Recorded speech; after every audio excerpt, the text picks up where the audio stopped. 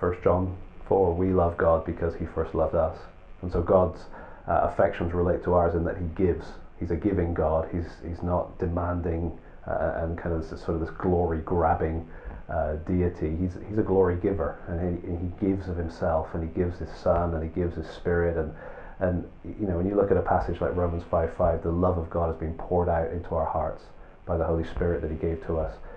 You realize God is initiating, always initiating. He's wooing us, he's prodding us, he's poking us, he's sometimes rebuking us, but he's trying to initiate. He's the initiator, not trying, he's initiating all the time. And so our affections are either won and drawn to Christ by the Spirit, so that we're drawn to him, or we refuse.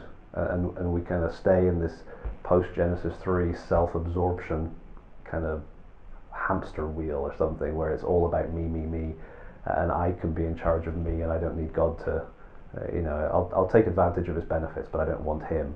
And so there's the tension, is really, how do his affections relate to ours? He initiates, he presents, he woos, and then he draws us. And actually, I mean, if you really probe it, he gives us love to love him with, in terms of the giving of the Spirit. So it's a fascinating interchange, and it's not kind of a distant God throwing instructions that we then choose to obey in our independence. It's God drawing us into the fellowship. I got a friend who says that's very simple. He says at the center of the cosmos there's a relationship, and we're invited into that.